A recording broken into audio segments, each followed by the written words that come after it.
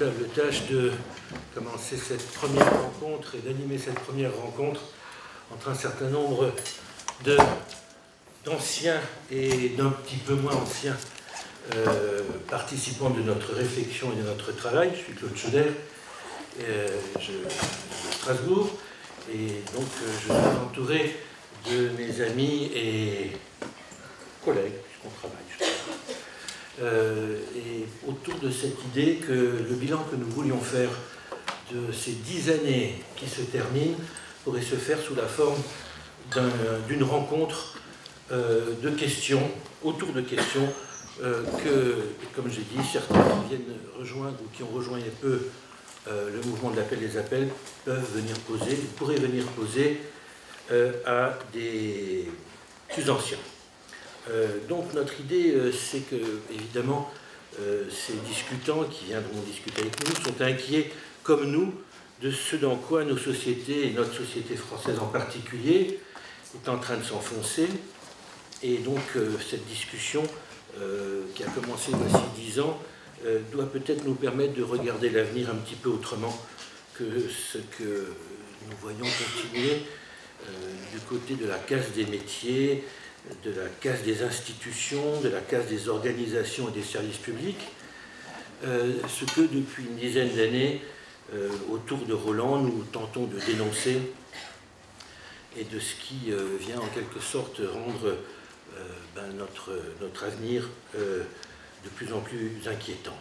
Cette idéologie managériale au service de la soumission de tous aux exigences du capitalisme financier, et ce à quoi ça a conduit en matière de ravage, et qui ne cesse d'ailleurs de poursuivre, étant en quelque sorte le fond de notre action. Il s'agira donc ici de réfléchir rapidement, ensemble, au fait qu'en dépit de la justesse des analyses de Roland Gori et de tous ceux qui se sont associés à lui pour initier ce mouvement, en dépit du fait que ces analyses sont désormais partagées par un très grand nombre de ceux qui réfléchissent à la dégradation de la situation, qu'en dépit également du fait que nos pronostics se sont malheureusement réalisés, on vient d'en entendre malheureusement parler, et en dépit, ça fait beaucoup de dépit d'ailleurs tout ça, en dépit de ces prises de conscience que tous nos travaux ont permis et permettent encore, la situation n'évolue guère, et c'est peu de le dire. De facto, seule éclatèrent et éclatent encore, aussi subites qu'incontrôlables, on vient d'en entendre parler, parfois violentes, éclatent les explosions de colère que provoque le désespoir, la déception et l'amertume que laisse derrière elle l'avancée du rouleau compresseur d'un néolibéralisme désormais débridé et source de toujours plus d'injustice.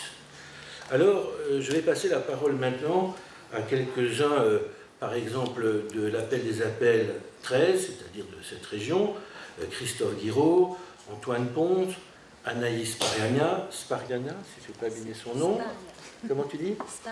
Sparagna, voilà, qui vont interroger et parler à partir de leurs propres réflexions, poser quelques questions. Évidemment, tout souvenir, tout honneur, notre ami Roland Gori, Catherine Caléca, à côté de moi, oui, et puis Vincent de Sauverlac, qui va pouvoir en dire, de Goljac, qui lui aussi va être amené à dire un petit peu ce qu'il voit du passé, de cet avenir qui se dessine devant nous. Après quoi, je passerai la parole à deux autres de nos questionnants. Ça sera Monique Lauré, qui vient de Toulouse, et Thibaut Ackermann, qui lui aussi participe à nos travaux depuis peu, et que nous remercions d'être là avec nous. Voilà, c'est le programme pour cette première rencontre. L'appel des appels 13, à vous. Merci beaucoup, bonjour à toutes et à tous. On va vous présenter la lecture d'un texte que nous avons rédigé, l'appel des appels 13. Nous sommes un collectif qui a redémarré, qui est rené il y a un peu moins d'un an, donc avec un certain nombre d'interrogations qui ont jalonné nos réflexions, et c'est questionnements, on va essayer de les réadresser aux plus anciens pour tenter de faire ce bilan. Voilà. Donc, ces réflexions, il y a 5 grandes questions par lesquelles on a été traversé. Et pour qu'elles apparaissent plus clairement, on va faire une lecture à plusieurs voix avec mes collègues. Et je vais commencer. Alors, nous nous exprimons au nom d'un collectif qui s'est constitué voilà moins d'1 an et demi en tant que comité de l'appel des appels des Bouches-du-Rhône. L'éducation, la psychiatrie, le travail social ou encore l'art sont des champs à partir desquels nous prenons appui pour nous exprimer aujourd'hui. En tant que collectif jeune, il nous a été demandé d'interroger le bilan des plus anciens. Savoir où nous en sommes, demander des comptes finalement. À cette approche de front, nous avons préféré vous relater quelques réflexions décisives qui ont présidé à la formation de notre comité. Ces questionnements, pour la plupart, nous ne sommes pas toujours parvenus à les dépasser. C'est ces questionnements-là que nous vous réadressons aujourd'hui et qui, nous l'espérons, permettront aux pionniers de l'appel des appels de nous restituer les choix qui ont été faits depuis 10 ans.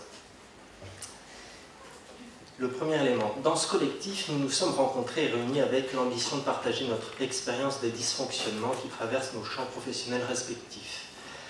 Ce sont les mêmes constats qui ont été dressés au commencement de l'appel des appels, et notamment la dissolution du sens des activités humaines, la destruction à bas bruit des liens qui relient les êtres dans leur travail, et in fine, la disparition progressive pour l'humain de la garantie d'avoir accès à des services qui respectent sa dignité et sa particularité. Voilà ce qui nous a réunis objectivement, pourrait-on dire, même si on verra par la suite que d'autres motifs ont contribué à nous garder ensemble.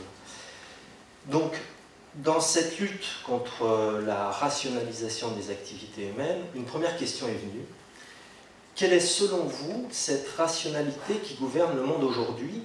Quel discours visant à restaurer le lien humain serait capable de revitaliser le discours dominant, de rivaliser? Je faisais la première. Et pensez-vous que le discours de l'appel des appels y est parvenu? Je passe la parole. Donc je vais poursuivre. Au-delà de ce qui nous réunirait objectivement, comme nous le disions, peut-être existe-t-il autre chose d'essentiel et d'indispensable.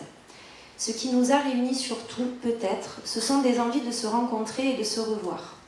Les relations interpersonnelles qui se tissent à cette occasion sont la condition nécessaire pour que l'espoir de changement que l'on appelle de nos voeux perdure. La clé d'un collectif tel que le nôtre, ou d'un mouvement comme l'appel des appels, est-elle réellement de produire un discours nouveau? Ou s'agit-il de créer un tissu humain, un lien humain, à partir duquel des discours pourront s'unifier? Les mouvements sociaux d'importance qui ont agité le monde de cette dernière décennie ne nous enseignent-ils pas que le meilleur outil pour défendre le lien humain est la capacité d'un groupe à fabriquer un nouveau lien social? Indignés, gilets jaunes ou autres, fait-on davantage que de fabriquer ex nihilo un nouvel espace de rencontre? Une des questions que nous pourrions vous adresser aujourd'hui pourrait donc être celle-ci. Pensez-vous que l'appel des appels a su, localement et nationalement, créer suffisamment de liens entre ses sympathisants pour les retenir dans le mouvement et pour contaminer ceux dont vous disiez, voilà 10 ans, qu'ils étaient déprimés?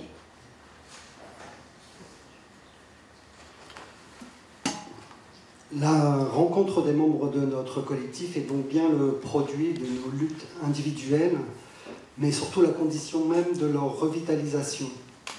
Ce collectif est pour nous à la fois le lieu sur lequel débouche une plainte et celui à partir duquel prend racine l'espoir d'un avenir changé. C'est donc à partir de cette envie d'être ensemble que des racines idéologiques communes ont pu se déployer peu à peu. Et parmi les premiers questionnements que nous avons partagés est venue la question de la place à partir de laquelle s'énonçait notre critique. Car nous assumons aujourd'hui des fonctions au sein des institutions dans lesquelles nous sommes employés. Nous sommes partie prenante de certains fonctionnements du système que nous dénonçons. Nous sommes assujettis à des logiques économiques, managériales ou réglementaires qui entament notre éthique. Jusqu'à quel point faut-il supporter cette compromission? Faut-il collaborer au système que l'on dénonce d'une part pour le connaître et d'autre part pour y produire une résistance de l'intérieur?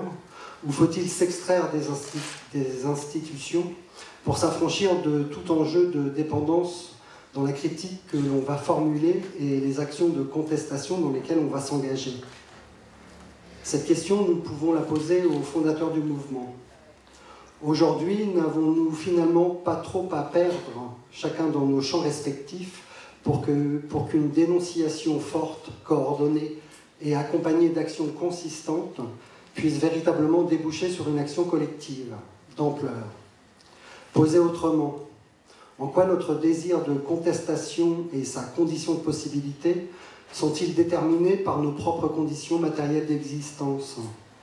Et si, comme le dit Bourdieu, il n'y a pas de force intrinsèque des idées vraies, la question n'est peut-être pas de savoir comment nous pourrions augmenter le pouvoir affectant de notre critique, juste, afin qu'elle ait une valeur performative. À défaut de quoi, et à mesure du constat qui pourrait être fait d'une critique sans effet, ne risquons-nous pas de voir nos idées se transformer en discours et nos discours en refrains? Bref, de voir se métamorphoser notre critique en jouissance. Sur cette question de ce que chacun a... Sur cette question de ce que chacun a à perdre, les membres de notre collectif ont pu exprimer les limites qui sont les leurs et tenter de tracer une frontière du possible pour eux. Frontière qui, nous le pensons, réfléchie ensemble, est susceptible d'être repoussée. Mais ce n'est pas la seule que nous avons trouvée sur le chemin de notre comité. En termes de limite à l'action, il y avait tout ce qui concernait les formes qu'elle allait bien pouvoir prendre, et c'est très rapidement qu'est venue la question de son degré de subversion. Subversion, désobéissance, violence. Un continuum où l'ancrage de l'action déterminera beaucoup de choses pour la suite. Act Up, Zola, les Black Blocs, les 1336, le journal Fakir et bien d'autres exemples de modèles d'action ont nourri nos échanges. Un acte non subversif peut-il imprimer dans les consciences et dans les faits un changement? Qu'est-ce que la violence? Symbolique ou matérielle? Quelle place a-t-elle dans un mouvement de contestation? Dès l'acte 1 de l'appel des appels, on se souvient que les participants prévoyaient des positionnements différents sur ce qui était alors appelé de la désobéissance civile. Alors, 10 ans après, une position commune a-t-elle été trouvée sur ce sujet? Pour poser autrement et bien naïvement les questions, c'est quoi une action appel des appels et comment dérange-t-elle? Cette question de l'action à mener, à construire, à inventer, l'action qui permettrait de donner une positivité à nos constats, un visage, une couleur, des lendemains, nous nous sommes aussi demandé si ce n'était pas un miroir aux alouettes. La question « qu'est-ce qu'on fait maintenant ?» n'est pas sans interpeller une sorte de dimension quantitative que devrait prendre nos réunions, que devrait prendre la réunion de nos forces. Qu'a-t-on fait? Qu'a-t-on produit? Cette approche, nous la condamnons bien souvent dans nos pratiques quotidiennes. Comment mesure-t-on qualitativement notre action? Cette question se pose peu. La capacité à produire de la rencontre, à favoriser la circulation et l'échange des idées, à s'agréger de nouvelles personnes, à essaimer de nouveaux collectifs se mesure mal. C'est aussi ce qui fait évoluer les consciences, ce qui change le terreau intellectuel d'une société et sans doute ce qui rend le changement possible. C'est pour cela que nous souhaiterions finir par cette question. Doit-on mener des luttes d'envergure, des luttes médiatisées pour évaluer la pertinence de notre action? Ne pas construire d'action est-il une garantie d'échouer?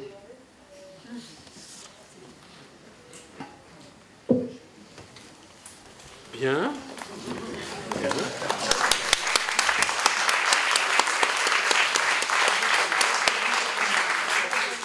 Comment ne pas applaudir à ces questions? Maintenant, la question, c'est comment on va y répondre. C'est toi qui commence, Roland, ou Vincent? C'est ça. Ou Catherine? Allez, commence, voilà. C'est bien tenté. C'est ça. Tout à l'heure. Bien, alors bonjour à toutes et bonjour à tous. Je voudrais d'abord dire que j'espère que les échanges que nous aurons, les rencontres que nous aurons, les paroles que nous échangerons seront à la hauteur de la générosité et de la fraternité que Richard Martin nous a réservée. Donc je voudrais déjà le remercier très chaleureusement en votre nom, puisque même dans cette période critique, il n'a pas hésité à ouvrir son théâtre à nos échanges et à nos rencontres. Et merci encore une fois.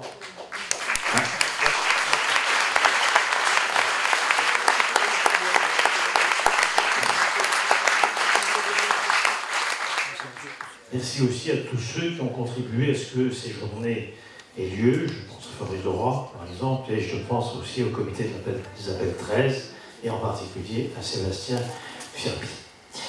Alors, vos questions, elles sont énormes. Ne comptez pas sur moi pour y répondre, je vais être très franc. Je vais simplement vous dire quelques mots, pas trop longs d'ailleurs, mais en partant de ce qu'a dit justement, de ce qu'a dit Richard.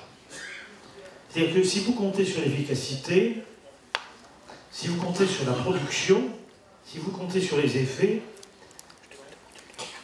alors vous êtes en plein, d'une certaine manière, dans l'époque. Et vous êtes en plein dans, justement, les valeurs qui sont celles, pour aller vite, du néolibéralisme, pour l'appeler par son nom. Donc non, moi je crois que ce qui s'est... Je ne sais pas qui parle. Quoi ?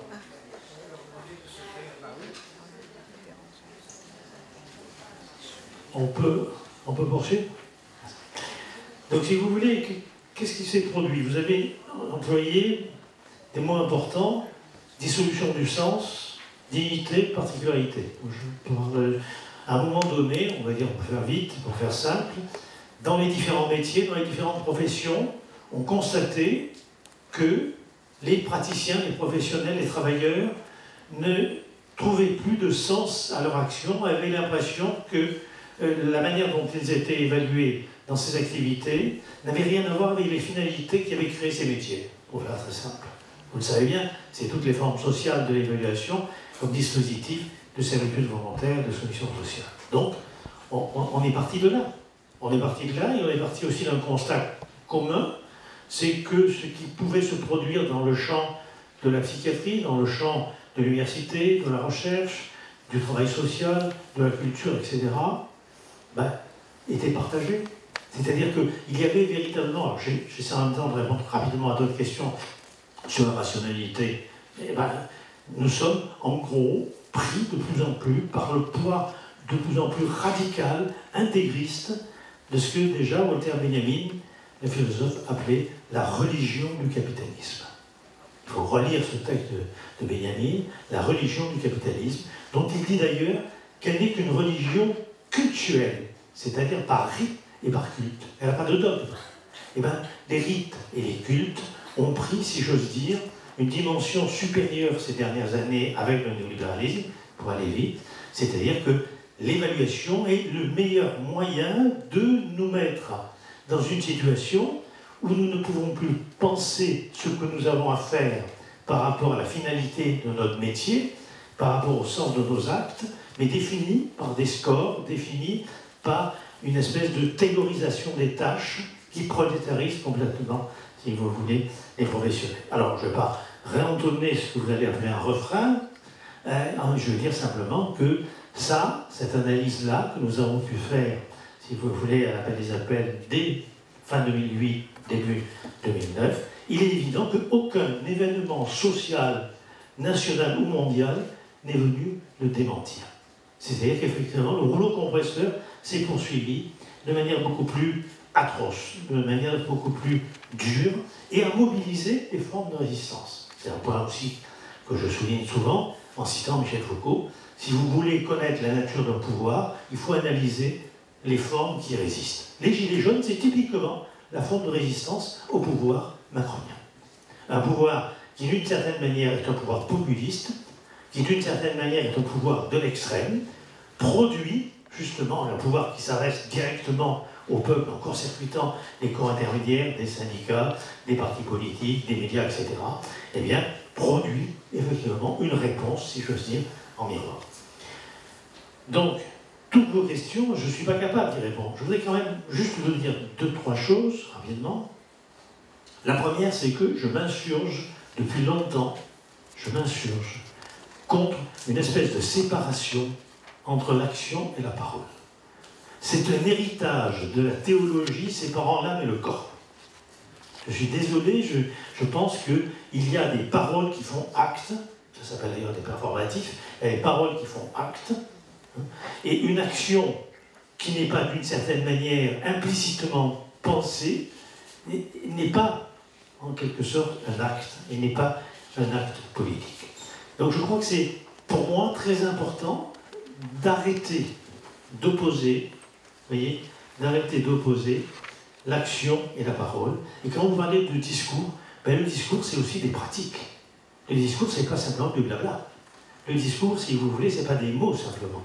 Le discours c'est un ensemble d'institutions, c'est un ensemble de pratiques. Et donc c'est vraiment important peut-être, je répondrai tout à fait à vos questions, mais de partir de ce point. Et pour moi, pour faire vite, pour faire simple, pour moi, je citerai Jaurès, auquel mon ami Charles Sylvestre, qui est par là, m'a initié, n'est-ce pas? La démocratie ne s'arrête pas aux portes des usines, et je crois qu'elle y commence. Et que la démocratie ne s'arrête pas aux portes des laboratoires de recherche, aux portes des départements d'enseignement, aux portes des lycées, aux portes des collèges, aux portes des hôpitaux, aux portes des salles de rédaction, aux portes des théâtres. Je crois que la démocratie, elle se fabrique à l'intérieur de la scène professionnelle, et ce, justement, pourquoi? Parce que nous sommes dans une société où le grand organisateur social, c'est le travail. Et donc il n'y a rien de pire, bien sûr, que d'être un travailleur sans travail dans une société où tout s'organise par rapport au travail. Et c'est donc sur le champ professionnel, si vous voulez, dans notre quotidien professionnel, que nous avons à réinventer la démocratie. Et peut-être là, il y a certainement quelque chose à faire qui est, si je reprends vos mots, un acte, et un acte risqué. Et je vois que Thibault, qui m'a invité notamment à l'université d'été des enseignants de l'éducation, a été centrale, cette question de l'évaluation. Je crois qu'il faut arrêter le rouleau compresseur des évaluations qui fait que, devant tellement rendre des comptes, vous ne pouvez plus penser. Vous ne pouvez plus penser parce que vous avez à répondre à des scores, nous avons à répondre à des items, et qu'il n'est plus possible de penser, de partager avec d'autres le sens de ce que nous faisons. Donc je crois que c'est ça qu'il faut bloquer. Quand on a vu, et il en parlait beaucoup mieux que moi, mais quand on a vu les évaluations scolaires qu'on fait passer aux enfants de CP, CE1, mais c'est complètement dingue. C'est complètement dingue. D'ailleurs, quand on les a reçus, et moi j'ai que 2 doctorats, elle en a 3, elle est attachée sur moi, mais on n'a rien compris. Donc placer les enfants de CP, CE1 dans des situations comme ça, et après ce que j'ai retrouvé, c'est que ces évaluations scolaires-là, ça me rappelait étrangement ce que nous faisions passer au rat de laboratoire quand je faisais de la physiologie. Ça me faisait penser ce que nous faisions aussi dans les laboratoires de neurocognition. Et là, en gros, eh bien, Blanquer a offert à M. Stanislas Dehaene, président du Conseil scientifique de l'éducation rationnelle, peut-être que Elisabeth Roviasco nous en parlera aussi, eh bien, il se trouve que M. Blanquer a offert une population immense, gratuitement, de cobayes auxquels faire passer ces évaluations. Donc, si vous voulez, concrètement, il y a des choses qu'on peut faire. Je veux dire que ce qui se produit aujourd'hui au niveau, si vous voulez, des urgences, ce qui se produit aujourd'hui au niveau des écoles, au niveau des universités, dans les différents lieux, ça n'est que la poursuite de ce que nous avons laissé s'installer et que nous nous sommes trouvés dans l'impuissance, l'incapacité, la complicité, je ne sais rien, mais de laisser s'installer. Et juste peut-être un dernier mot, j'ai cité Walter Benjamin, bon, vous me pardonnerez d'avoir une passion actuelle pour ce philosophe, dont Hannah Arendt disait quelque chose qui est très proche de ce qu'a fait Richard tout à l'heure. Elle disait qu'il avait le don rare de pouvoir donner poétiquement le monde. Donner poétiquement le monde dans un univers qui est entièrement rationalisé, fragmenté, technicisé par un utilitarisme cynique et radical, parce qu'il y a aussi une radicalisation du capitalisme dont on ne parle pas, qui, encore une fois, est à mon avis tout à fait, si vous voulez, coextensive au radicalisme religieux dont par contre on parle. Alors il y a aussi un radicalisme de la religion, du capitalisme. Oui. Eh bien, cette capacité de donner poétiquement le monde, c'est aussi cela que l'on réclame. Quand on réclame la fierté, quand on réclame la dignité, ça veut dire qu'on ne veut pas simplement être utile. Baudelaire disait, il n'y a rien de plus ennuyeux qu'un homme utile. Or, justement, ce que l'on nous demande, c'est de vivre dans un monde de l'ennui, dans un monde de la soumission. Et je crois que l'appel des appels est une possibilité, c'est pas la seule, il y en a plein, vous avez évoqué les Gilets jaunes, il y a plein de collectifs qui ont émergé. Mais ça n'est un parmi d'autres qui porte cette parole, qui est une parole d'alerte. Et je termine aussi là-dessus, je termine aussi avec Benjamin d'ailleurs, qui disait que, n'est-ce pas, on est tel ce naufragé qui est sur un bateau qui dérive et qui grimpe sur un mât déjà fendu pour donner l'alerte, parce que peut-être de là-haut, il a la possibilité d'envoyer un signal. Ben, je crois que l'appel des appels, ça a continué depuis 10 ans à grimper sur le mât fendu de nos mœurs et de notre culture pour lancer des signaux. Peut-être à vous de les recevoir. Bien.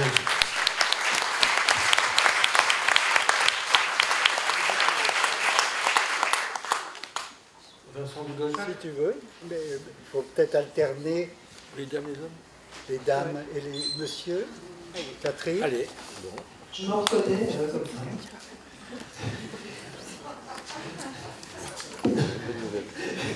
Donc, j'étais très intéressée par vos questions qui sont toniques et qui, comme ça, nous donnent à réfléchir et qui font écho à des questions qu'on s'est beaucoup posées aussi dans de multiples séminaires qu'on a fait, les appels, où on a essayé d'évoquer ces problèmes parce qu'ils ne nous sont pas passés à côté.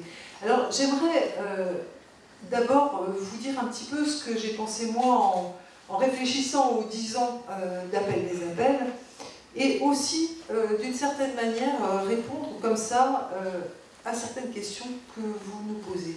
Donc, 10 ans d'appel des appels, depuis le 104 et sa foule, quel chemin parcouru? C'est cette question qui nous rassemble et 2009, c'était l'élection de Sarkozy. C'était le jour de mon anniversaire, j'étais pas contente. Programme de déconstruction de services publics. Floraison d'appels de toutes sortes pour la préservation de la psychiatrie, de l'aide sociale à l'enfance, de l'hôpital, de la justice, j'en ai dit. Et puis, on avait aussi, et j'avais oublié de le dire, sauvons l'université, sauvons la recherche, sauvons la clinique. On avait l'impression d'être sur un radeau en train de couler vraiment. Hein, quelque chose de très physique de ce point de vue-là. Dans ce contexte survient l'appel des appels, initié par Roland Goulet et Stéphane Chédeville, formulant une analyse qu'on a trouvée percutante, en tout cas moi pour ma part, des processus en cours et proposant de regrouper toutes ces énergies pour lutter contre ces processus. Et moi je me souviens de mon soulagement à cette lecture, de la pertinence de l'analyse proposée et aussi de l'énergie suscitée par cette foule présente au 104, hein, qui était le lieu à Paris où on s'est réunis la première fois.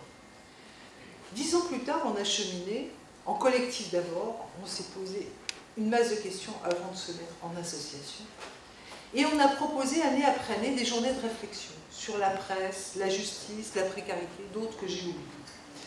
Chaque fois, les personnes qui venaient nous ont fait part de leurs difficultés, mais aussi de leur lutte sur le terrain, que ces occasions venaient soutenir, comme s'il y avait effectivement un lieu de rencontre qui redonnait du sens à ce qui se passait sur le terrain.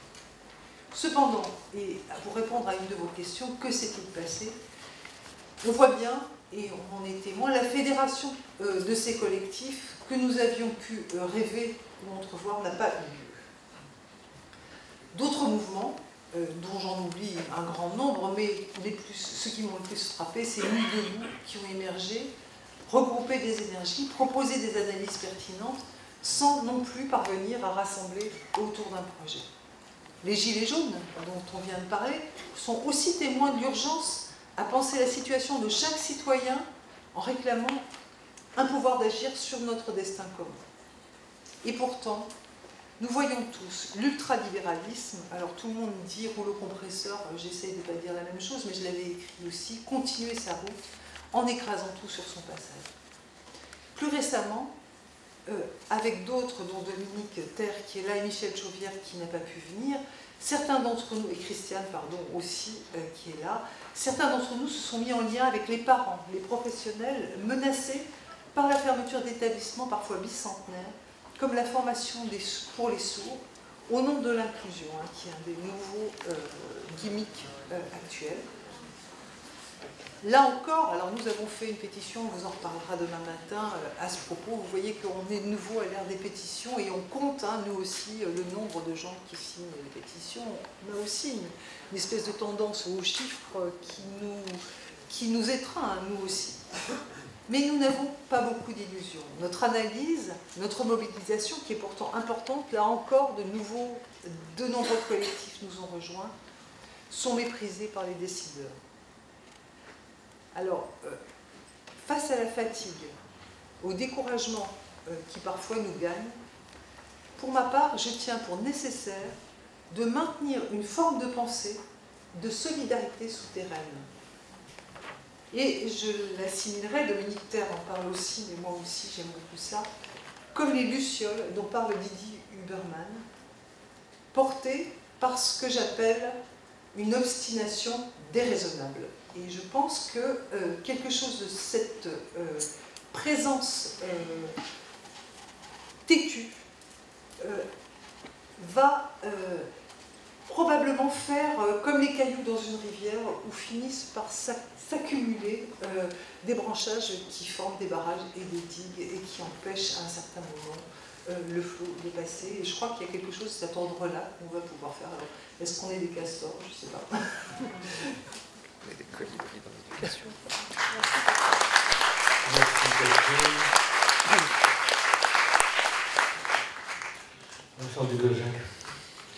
Oui, merci. C'est bien d'être... Enlève tes bouteilles d'eau. Une bouteille d'eau.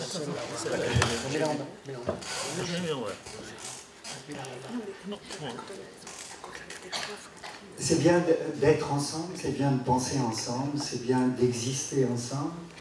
Et cette réunion, moi, elle me fait du bien. Comme l'a dit Catherine, ça fait du bien de découvrir cet appel des appels. J'étais pas au 104, mais je suis venu un peu après. Et de dire, oui, c'est bien là. C'est bien là qu'on peut consolider les impressions, les sentiments qu'on peut avoir par rapport à ce qui nous fait mal, à ce qui nous trouble, à ce qui nous inquiète, à ce qui nous fait perdre quelque chose d'important et de précieux pour nous. Et merci, j'aime bien cette ouverture de cette table ronde et vos questionnements et la pertinence de ces questions que l'on partage absolument. Alors, je vais les reprendre. J'avais prévu un topo, mais en fait, mon topo, il est bien moins bien que le vôtre. Quelle est cette rationalité? Et là, je voudrais faire un peu d'histoire. C'est le privilège de l'art. De l'âge. On est bon ce soir. C'est le privilège de l'âge. Moi, comment je suis rentré en résistance? J'étais jeune. Et je faisais deux choses en même temps qui ont failli me rendre schizophrène. J'avais fait un doctorat de gestion à Dauphine, et donc j'ai été appelé par René Lenoir. René Lenoir était secrétaire d'État à l'Action sociale avant de devenir, était directeur de l'Action sociale avant de devenir le secrétaire d'État de Giscard d'Estaing. Et c'était un inspecteur des finances catholique social qui avait dans l'idée qu'il fallait développer la prévention spécialisée, et en particulier les clubs et équipes de prévention spécialisée, parce que c'était une forme d'action en milieu ouvert, intelligente, intéressante. Et donc il lui fallait des arguments pour défendre ça auprès des préfets et des financiers, et il a intelligemment utilisé des cellules qui s'étaient mises en place par tous les ministères sous l'impulsion de Giscard d'Estaing qui voulait créer un nouveau monde et qui s'inspirait des Planning, Programming, Budgeting Systems, c'est-à-dire des études de rationalité des choix budgétaires, de rationalisation des choix budgétaires, des études coût-avantage et coût-efficacité qui sont l'ancêtre du New Public Management et l'ensemble des outils de gestion et d'évaluation qu'on a vu se développer depuis. Et donc je travaillais avec des polytechniciens pour calculer l'efficacité des clubs et équipes de prévention spécialisés à partir d'indicateurs quantitatifs qui permettaient de tout mesurer et de tout traduire en indicateurs financiers. Et la nuit, j'étais éducateur de rue. Je ne vais pas raconter mon histoire, mais si je suis devenu sociologue pour ne pas devenir schizophrène et pratiquer la métacommunication, c'est-à-dire l'analyse de la façon dont des contradictions peuvent se transformer en paradoxe, c'est-à-dire vous mettre dans l'impuissance de penser et d'agir, mais qu'au contraire, hein, l'analyse dialectique, c'est-à-dire d'analyser la contradiction et ces deux logiques, et comment ces deux logiques étaient, comme l'a dit Morin, mais bien après, on est dans les années 70, des processus à la fois complémentaires, contradictoires et antagonistes. Et donc, cette rationalité, cette cantophrénie, je l'ai appréhendée très très tôt, et dans le même moment, je faisais une étude avec Max Pagès sur IBM. IBM qui était le prototype de cette nouvelle gestion qui allait transformer le monde, jouer gagnant-gagnant, réconcilier l'individu et l'entreprise, être ultra performant, pratiquer le management de l'excellence, ce qu'on appelait avec Nicole Aubert le contrat narcissique, c'est-à-dire qu'on ne travaille pas seulement pour avoir de l'argent, pour avoir un boulot, pour survivre à ses besoins, on travaille pour se réaliser. Et donc toute cette idéologie, hein, les débuts de l'idéologie entrepreneuriale versus managériale, c'est-à-dire qu'il faut produire l'adhésion et il faut produire cette soumission, cet assujettissement que vous avez évoqué, qui fait que ça fait sens, effectivement, de se réaliser dans son travail, mais quand on est pris dans ce sens-là, de produire de la performance, de l'excellence, eh ben, on est pris par quelque chose à la fois de l'extérieur et de l'intérieur. Et donc c'est bien ça qu'il faut analyser. Et ça m'a aussi conduit à analyser quelle est l'idéologie sous-jacente à cette, ce que j'ai appelé l'idéologie, enfin, dans la société malade de la gestion, c'est-à-dire cette idéologie gestionnaire. C'est très important de voir que la gestion, c'est une idéologie. Or, elle se présente à l'inverse de toutes les idéologies qu'on connaît. Elle est a-idéologique, a-privatif. Elle se présente comme rationnelle, objectif, fonctionnelle, pragmatique. Il n'y a rien d'idéologique là-dedans. Il n'y a pas une gestion de gauche et une gestion de droite. Il y a une gestion efficace, performante, et il y a une gestion qui n'est pas efficace et performante. Et j'avais appris ça à Dauphine, en voyant que les sciences de la gestion ne sont pas faites pour comprendre ce que c'est qu'une organisation. Elles sont faites pour optimiser le fonctionnement des organisations afin de les rendre, afin qu'elles remplissent les objectifs qui leur sont fixés. Et cette love-langue managériale occulte complètement la question du pouvoir, c'est qui fixe les objectifs et sur quels indicateurs on mesure l'efficacité, l'optimisation. Et on voit bien que maintenant on le sait, mais à l'époque on ne le savait pas, on ne se rendait pas compte que c'était la porte ouverte au fait que les indicateurs financiers devenaient la finalité de toute évaluation, qui changeait complètement le sens de l'action. Alors, cette rationalité, je ne vais pas continuer, mais c'est cette bataille-là, hein, de déconstruire l'idéologie gestionnaire, et justement cette fausse, cette rationalité. Bon, le caractère idéologique apparaît dans le concept de ressources humaines, hein, qui est apparu dans ces années-là. C'est-à-dire, ressources humaines, c'est formidable, parce que les gens se sont dit, oui, on va remettre l'humain au centre. Formidable. Mais ils n'ont pas vu l'entourloupe idéologique, qui est simplement de parler de ressources humaines. Hein, c'est que l'humain devient une ressource par rapport à une finalité qu'est le développement de l'entreprise, alors qu'on pouvait penser, et qu'on continue à penser pour certains, que c'est pas l'humain, hein, qui est un moyen pour le développement de l'entreprise, c'est l'entreprise qui devrait être un moyen pour le développement de l'humain. Mais cette bataille idéologique, il faudrait se demander pourquoi elle n'a pas été menée, hein, au niveau politique et au niveau des syndicats en particulier. J'ai beaucoup travaillé avec les centrales syndicales là-dessus. Ils n'ont pas vu ça. Il y a quelque chose qui leur a échappé.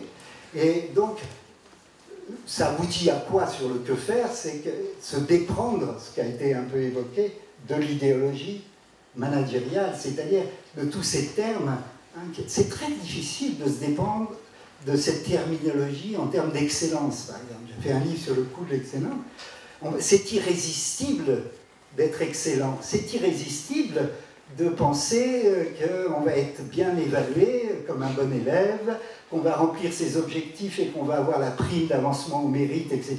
C'est-à-dire, tous ces outils-là, c'est très difficile de s'en dégager parce que, effectivement, on a envie d'être reconnu, on a envie d'être reconnu comme un bon, et si possible même meilleur. Et donc, c'est pas la question des scores, quand on rentre là-dedans, effectivement, on est pris dans une logique de réussite, de performance et d'excellence qui aboutit au syndrome de Lance Armstrong. Pourquoi c'est intéressant, Lance Armstrong? Parce que tout le monde sait qu'il trichait. On sait maintenant qu'il trichait. Mais au moment où ça s'est passé, on savait aussi qu'il trichait. Mais le journaliste qui a dit qu'il trichait, il a été foutu à la porte. Le médecin qui a dit qu'il trichait, il a été foutu à la porte. Le type du peloton qui a dit qu'il trichait, il a été marginalisé par le reste du peloton. Et ça, c'est des phénomènes qui montrent que ce n'est pas seulement une bataille idéologique externe, comme un discours, un autre discours, un contre-discours, c'est quelque chose aussi qui nous prend de l'intérieur. C'est-à-dire qui fait que ce que vous avez évoqué, hein, cette contradiction, on a quand même peut-être plus à perdre de combattre ce système et de dénoncer qu'à gagner. C'est certain, objectivement. C'est pas certain subjectivement. C'est-à-dire subjectivement, ça nous met la main. Et les symptômes de ce système, de ce pouvoir managérial, de ce pouvoir de la gestion, de cette rationalité-là, elle a produit des symptômes. Et il y a eu un déplacement de la conflictualité du niveau social au niveau psychique. C'est-à-dire que la conflictualité du capitalisme industriel, c'était la lutte des classes. Les ouvriers dénonçaient les patrons, hein, les bourgeois, les prolétaires, etc. Il n'y avait pas besoin d'avoir lu Marx pour savoir qu'il fallait effectivement se mobiliser collectivement pour renforcer une domination qui était insupportable et des phénomènes d'exploitation. Je veux dire, il y avait une telle cohérence dans ce type de discours que les gens y adhéraient absolument. Là, il y a eu deux phénomènes de ce basculement de ce nouveau pouvoir. C'est la lutte des classes, qui s'est substituée à la lutte des classes, c'est-à-dire la lutte de chacun individuel pour essayer d'exister, de réussir dans la société, qui a détruit effectivement tous les collectifs et un certain nombre de solidarités. Et le deuxième, c'est la conflictualité psychique, le déplacement du conflit du niveau social de la lutte au niveau psychique, c'est-à-dire de moi et moi, ou de moi avec mon idéal du moi. Quand je parlais de contrat narcissique, on intériorise le fait que pour réussir et exister dans la société, il faut être bon élève, il faut passer des bons diplômes, et il faut être conforme pour pouvoir bien remplir ces objectifs qui vous ont fixés. Et en intériorisant cette forme de reconnaissance, on se rend compte qu'il y a quelque chose en soi qui ne va pas. C'est-à-dire qu'il y a un conflit intérieur et que je ne m'y retrouve pas comme sujet. Et je crois qu'il y a une bataille idéologique à mener par rapport à cette forme de rationalité et cette idéologie idéologique.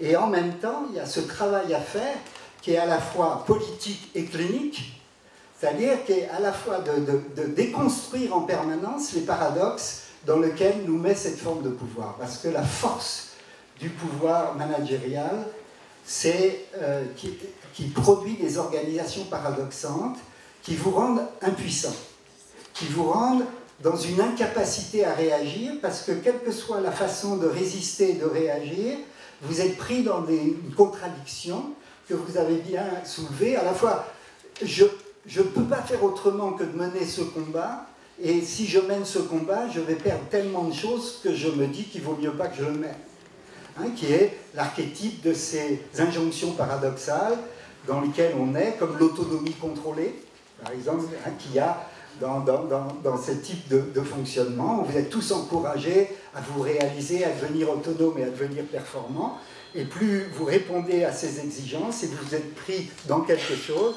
que vous ne voulez pas vraiment, mais qui s'impose à vous, à la fois de l'extérieur, mais comme vous y avez adhéré de l'intérieur, vous dites, vous êtes pris dans quelque chose qui vous empêche de se dépasser. Et donc, je crois que l'intérêt de l'ADA et de ces combats à mener, c'est justement, je crois, de dire qu'il faut mener cette bataille idéologique. Et pour moi, mener cette bataille idéologique, c'est mener d'abord une bataille épistémologique et théorique. C'est mon boulot comme chercheur de dire ça. Mais ça veut dire quoi? Ça veut dire que moi, ça m'a frappé dans les contacts avec les syndicats. Les syndicats avaient une théorie de référence qui était formidable, qui était le marxisme, qui leur donnait à la fois des outils pour comprendre et des outils pour agir. Or, on n'a pas le temps de le développer, mais cette référence-là, elle a été non seulement discréditée, mais peut-être qu'elle est plus pertinente pour comprendre l'évolution du capitalisme, en particulier tous ses enjeux financiers et la révolution numérique.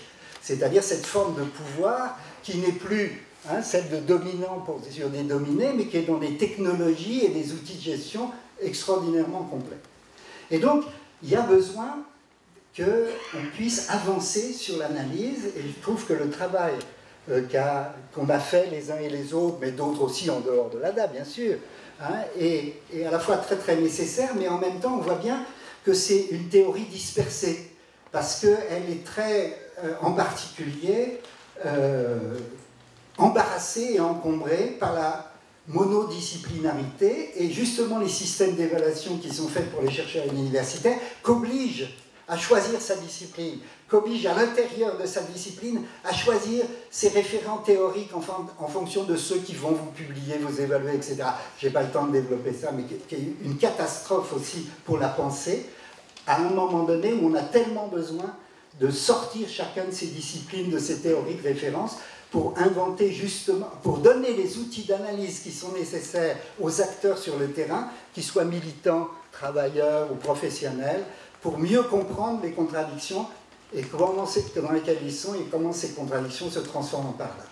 Et je terminerai juste par un point qui me paraît essentiel par rapport au que faire et aux transformations des formes de résistance et de mobilisation contre ces évolutions.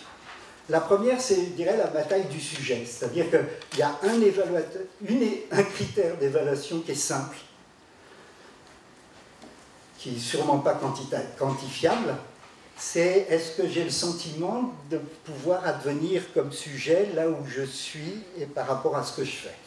Je veux dire, la joie d'être ensemble, c'est aussi quand on a cette joie de partager le sentiment que ce qu'on fait nous aide à être un peu plus sujet réflexif, comprendre, sujet désirant, c'est-à-dire être en cohérence avec soi-même, et sujet social, sujet politique, c'est-à-dire être avec d'autres et dans des collectifs qui vont permettre d'agir ensemble par rapport à ce dont on a envie.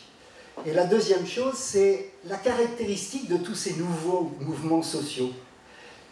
Ils sont dispersés, je prends souvent l'image entre Davos et Porto Alegre, c'est-à-dire entre le mouvement du grand capital qui se réunit à Davos en janvier, en Suisse, et ces mouvements un petit peu bordéliques, alternatifs, qui se réunissent à Porto Alegre, à Bombay, etc., où il y a une myriade d'associations, d'expériences, de pratiques totalement dispersées, qui ne font pas référence à un projet, une idéologie ou autre, mais qui changent tous les jours concrètement leurs pratiques.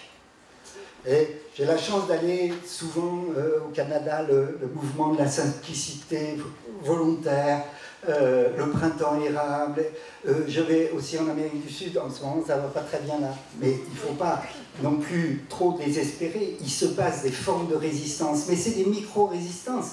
C'est une multiplicité de résistances qui tous les jours, que ce soit à Marseille, on en parlait tout à l'heure, que ce soit en Asie, vous voyez ce qui se passe à Hong Kong ou ailleurs, que ce soit aux États-Unis ou au Canada, en Amérique du Sud, qui se développe en Grèce.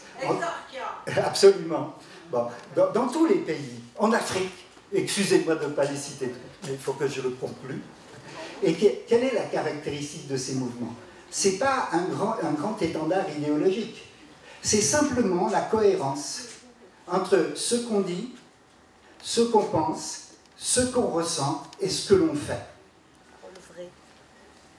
La parole vraie, c'est-à-dire que les formes d'action, et qu'on n'attend pas le grand soir pour faire la révolution, mais on change dès maintenant ses façons de faire et ses façons d'être, et à la fois ça nous fait du bien chacun individuellement, et en même temps, effectivement, ce ne sont pas que des mots, c'est aussi une action politique, parce que tous ces mouvements-là sont en train de changer la société. Bien.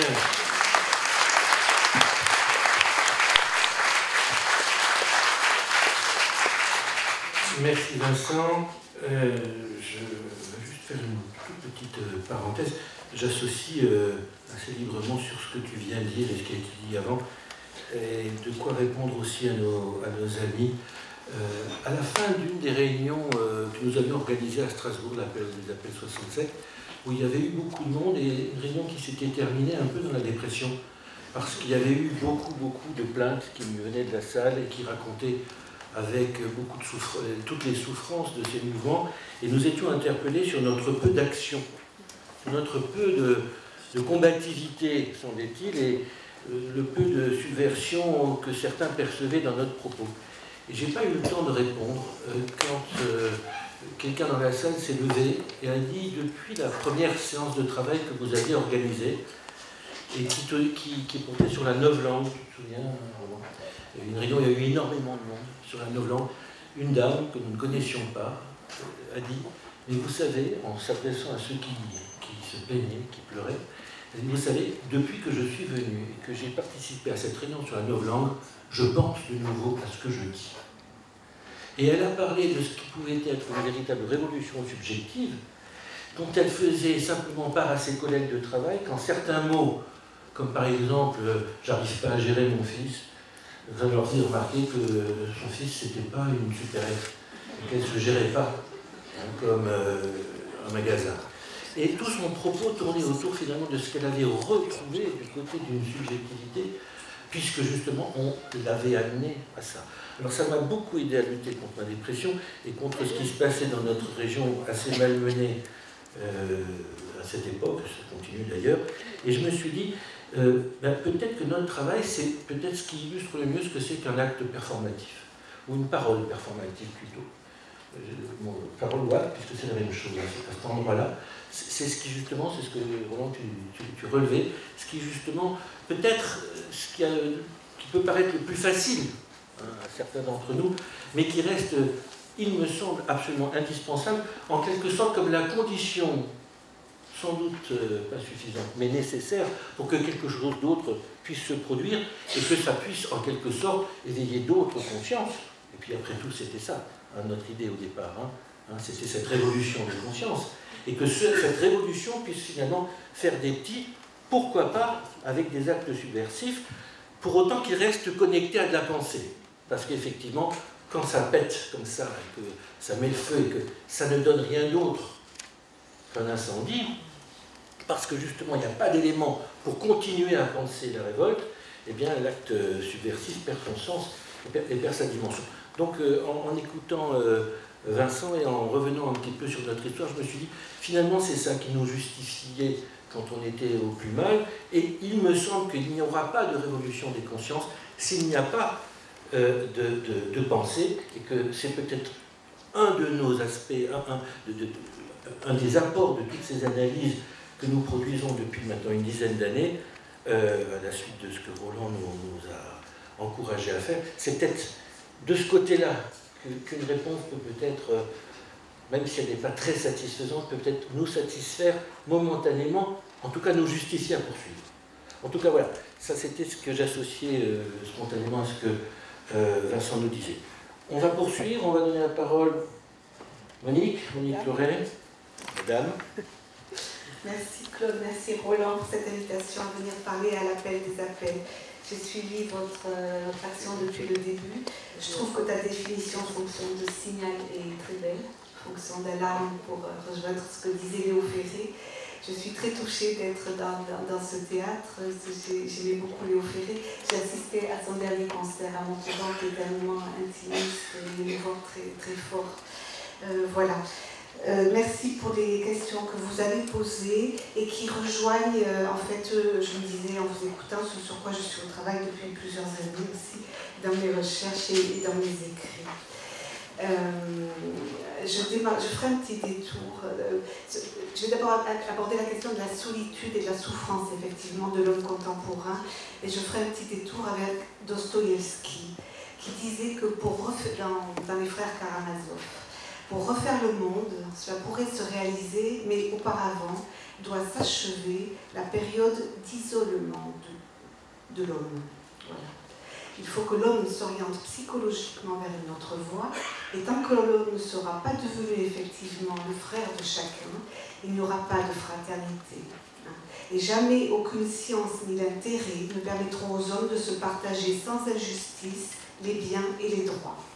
Il n'y aura jamais assez pour chacun, et tous murmureront, s'environt et s'extermineront. Voilà. Il me venait aussi, en vous écoutant, cette phrase qu'avait dit Rabindranath Tagore dans un discours à Tokyo en 1916. La civilisation occidentale est une civilisation toute scientifique et non humaine. Elle ne pourra pas durer.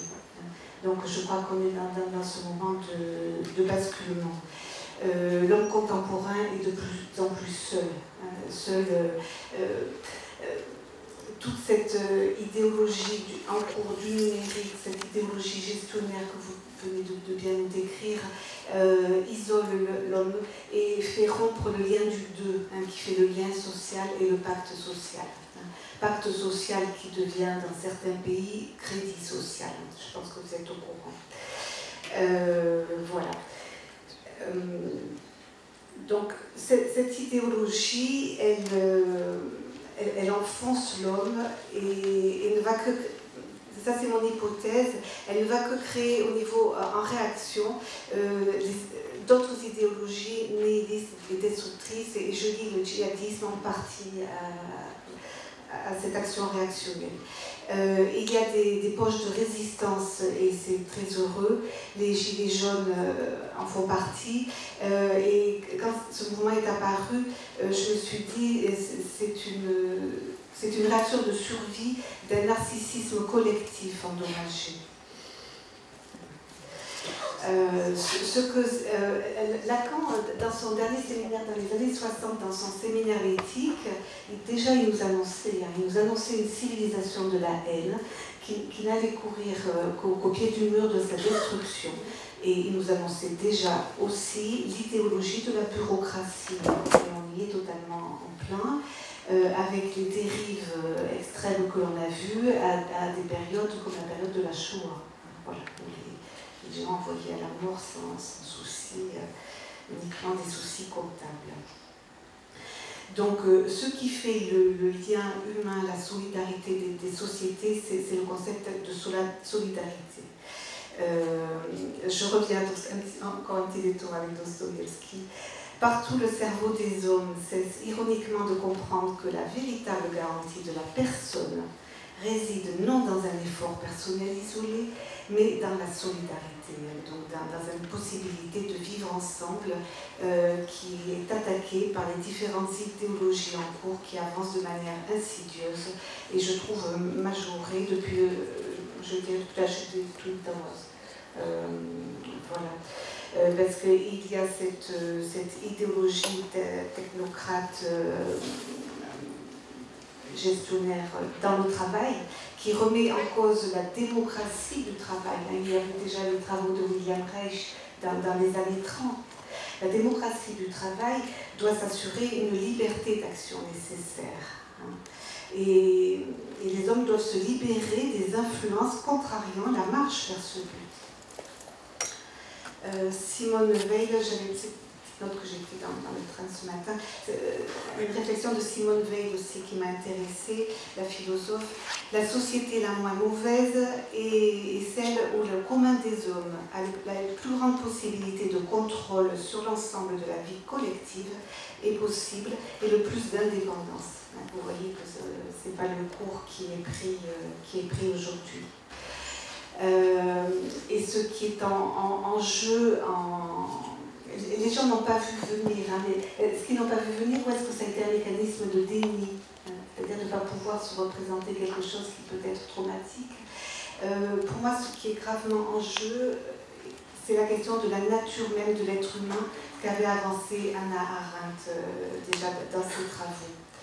Et qui va aller s'accélérant avec l'idéologie dingue du transhumanisme, hein, c'est-à-dire la création, risquer le risque de l'humanité pour créer des super-hommes, donc en réduire un grand nombre, parce qu'on participe de ce mouvement de réduction, c'est une question, pour fabriquer des hommes augmentés de manière artificielle. Roland, tu l'as bien décrit dans tes travaux aussi, par la machine. Et ils ont même avancé une nouvelle époque qu'ils ont nommée de manière, à mon avis, perverse, je vais vous dire pourquoi, une nouvelle époque de singularité, c'est-à-dire ça va être un moment qui va arriver bientôt de décollage, c'est-à-dire d'une humanité augmentée qui aura dépassé toutes ses limites biologiques et neurophysiologiques, de façon à transcender toutes les limitations et les connexions intrasynaptiques des cerveaux. Donc, ce qui est pervers, c'est que pour nous, en psychanalyste, je suis psychanalyste, la singularité, c'est ce à quoi on essaie d'amener un sujet, hein, c'est-à-dire à ce qu'il puisse s'assumer dans sa propre singularité, dans sa propre parole, et pouvoir construire sa vie, suivant quelque chose qui lui donne du sens et pouvoir se réaliser. Donc, utiliser ce mot pour définir une nouvelle époque de l'humanité qui va vider le sujet individuel de sa propre intériorité au profit d'une masse uniforme, connectée, manipulable, ça me semble un contresens. Ça m'évoque aussi les travaux de ce psychanalyste qui parlait de l'effort pour rendre l'autre fou. Voilà, je termine. Est-ce que j'avais encore un petit point? Oui, j'avais une proposition, parce que Lacan et Freud, en fin de leur œuvre, en ont appelé à ce que ce soit créé des instances, hein, c'est-à-dire des instances au-dessus des États qui puissent penser collectivement les projets pour le devenir de l'humanité au niveau idéal. Voilà. Et je lisais les travaux d'un philosophe que j'ai bien aimé aussi cet été, Marc Mignati, Le temps du post-humanisme, que je vous conseille. Il propose, et je pense que son terme est pas mal, des institutions du commun. Avoir une action et une parole qui portent, peut-être dans une institution en réunissant tous différents champs professionnels, c'est ce que tu as commencé à créer là, avec cet appel des appels, mais peut-être le poser, voilà. Bien. Merci. Je passe tout de suite la parole à notre ami. Merci pour cette invitation à la tribune dès aujourd'hui. Alors moi j'interviens en tant qu'enseignant, en tant que membre de l'AG Île-de-France qui a mené le combat contre la rationalisation des moyens, notamment de M. Blanquer au niveau de la réforme du bac, du lycée, mais on peut les relier. Vous parliez tout à l'heure de la réforme des universités qui est en gros mise en œuvre maintenant au lycée 10 ans après. D'habitude, on tape d'abord au niveau de l'université, après on tape sur la petite enfance, puis après on monte progressivement au collège et puis on termine par les lycéens, parce que c'est ceux qui font peur à la population politique, aux membres politiques, puisqu'ils sont à un âge où s'il y avait des dommages collatéraux, ça poserait des problèmes pour leur réélection ou autre. Alors j'adhère complètement à ce qui a été dit par les uns, par les autres. Moi sur un bilan, je ne ferai pas un bilan parce qu'il y a toujours de l'action et je dirais que vous êtes un phare qu'il faut suivre et qu'il faut alimenter tous les uns plus que les autres. Mais si, parce que... Non, mais c'est une lumière. Vous parliez de Luciole tout à l'heure. Je pense qu'on a besoin de se rediriger. Je vais prendre un exemple. Pas plus tard qu'hier, on était en mobilisation devant le ministère, une nouvelle fois, pour attendre juste un échange avec M. Blanquer, qui ne s'est toujours pas fait. Ça fait 2 ans qu'il ne reçoit pas les personnes qui attendent juste une discussion. Hein. C'était le même message qui était passé pendant les épreuves du baccalauréat. Mais je pense que nous, en tant qu'experts, dans notre champ professionnel, puisque le but c'est de ne pas faire mourir une école qui permette d'émanciper toute la population. On n'entend pas beaucoup ces mots-là dans la bouche de nos ministres, l'émancipation de tous, l'émancipation collective, l'intérêt général, c'est plus trop dans leur vocable, c'est pas dans la neuve langue. Moi, ce que je retiendrai là en particulier, on pourra rebondir dessus, c'est l'obstination déraisonnable. Je pense qu'il faut une obstination résistante. J'avais eu la chance, il y a 2 ans, de participer à un ensemble de débats pro-macroniens à la Cité de la Réussite. C'était le début de l'ère Macron qui se tenait à la Sorbonne et qui débattait avec des politiques, des philosophes, des des artistes, des spécialistes de l'éducation, de parler de l'éloge de la transmission. Et au premier débat, il n'avait pas été évoqué de prendre le temps et de pouvoir discuter de ce que l'on allait apporter, c'est-à-dire de ne pas apporter uniquement des micro-tâches, c'est-à-dire tailoriser aussi l'enseignement et ne donner que ce qu'il faut pour appuyer sur un bouton et de permettre à la majeure partie de la population dont on ne connaît pas aujourd'hui le métier pour demain, parce que 80% des métiers ne sont pas connus pour les 20 à 30 ans à venir, c'était de dire qu'il faut prendre le temps de se réunir, d'échanger. Et c'était très difficile de passer ce message-là parce que monsieur le ministre Blanquer, qui n'avait pas encore présenté tout son flot de réformes, alors qu'il avait dit au début qu'il n'en ferait pas, bon, je me suis fait un peu siffler quand j'ai dit que j'étais déçu qu'il ne soit pas là pour répondre à ma question. C'était j'étais dans la résistance, dans l'obstination de rester sur, non pas des acquis, mais sur la possibilité de transmettre, de prendre le temps, de laisser le temps aux enfants, force de la nation. Et j'avais apprécié quand même la réponse du président de la Sorbonne, Georges Haddad, quand on lui avait demandé dans la transmission, quand vous avez été élève, qu'est-ce qui vous avait marqué? Et on revient à la force de la parole, qui est un engagement qui peut mener à une rébellion un peu plus violente, tant qu'elle reste dans un acte qui permet d'émanciper toute la population. Il disait que les enseignants qu'il avait marqués, c'était les enseignants qui résistaient. Et quand il a dit ça, il me montrait face à la meute qui était en train de me siffler dessus.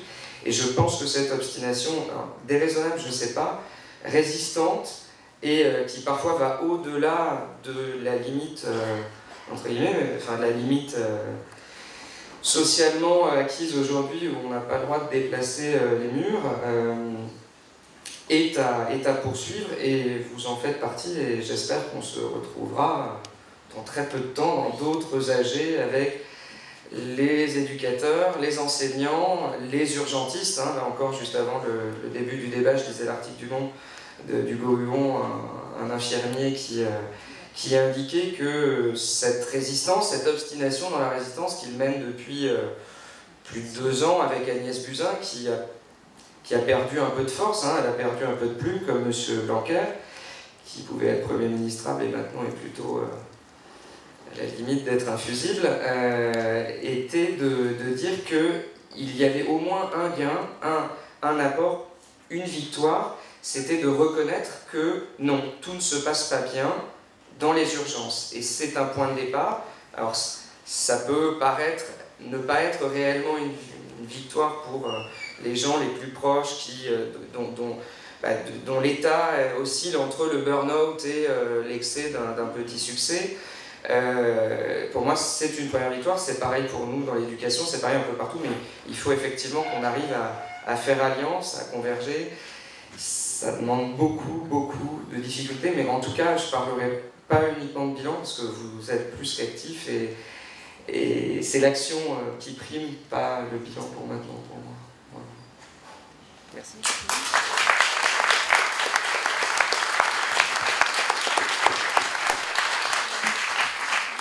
Bon, on a un quart d'heure, on avait à peu près prévu, c'est parfait. Un quart d'heure pour donner la parole à ceux qui voudraient intervenir et amener leur propre ponctuation, questions, critiques également, et ceux qui ont posé des questions qui vont forcément rester sur leur fin, mais ça, ça veut le dire.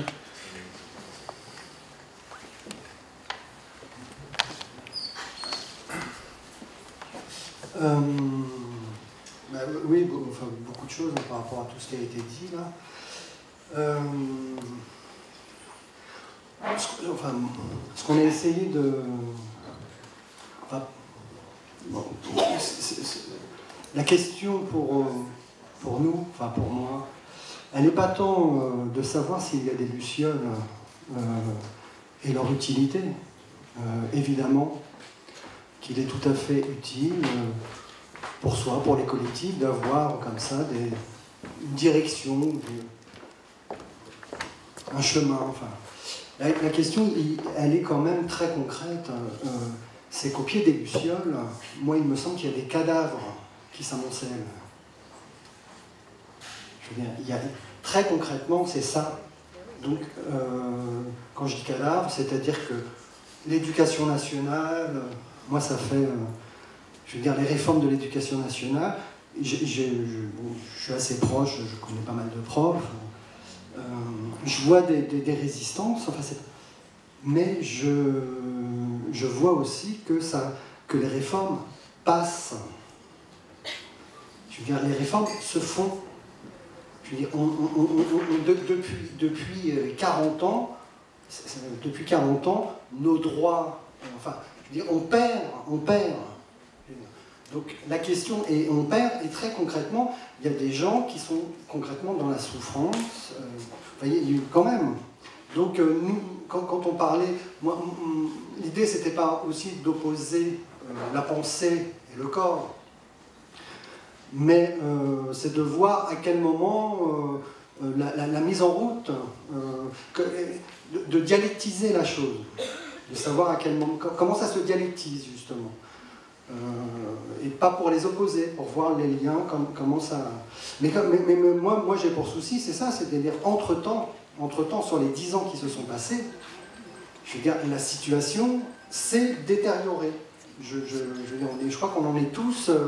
les travailleurs, moi je suis travailleur social, je suis éducateur, dans les institutions, il n'y a pas eu d'amélioration, enfin voilà, il y a eu des luttes, des choses, mais pour l'instant, je veux dire, on perd la bataille. Hein.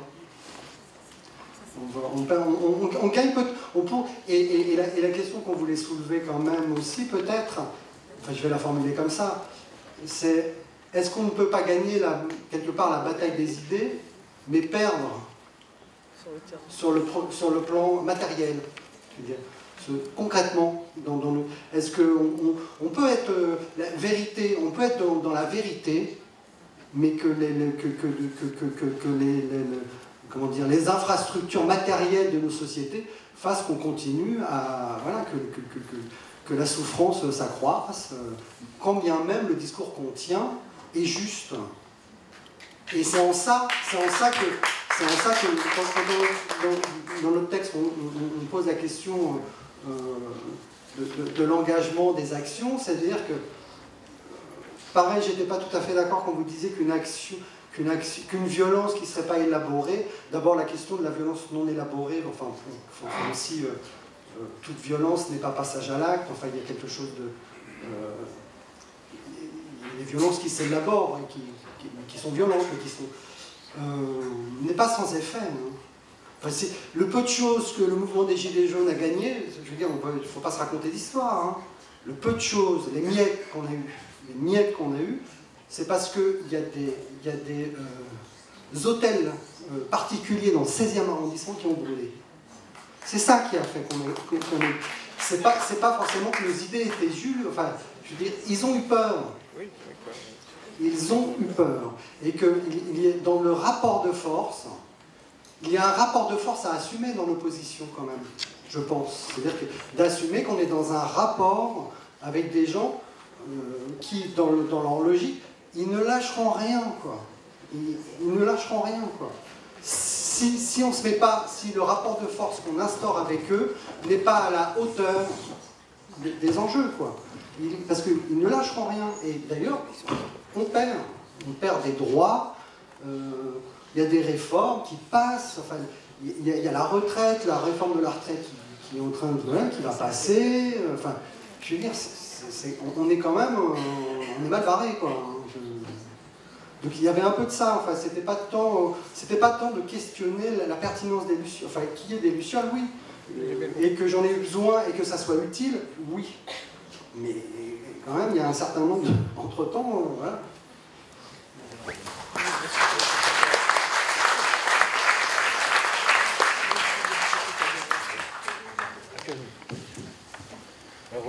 Moi, je dirais simplement, bien sûr que j'ai l'impression que l'ensemble des questions que vous avez posées, on s'est révélé dans l'incapacité vraiment d'y répondre.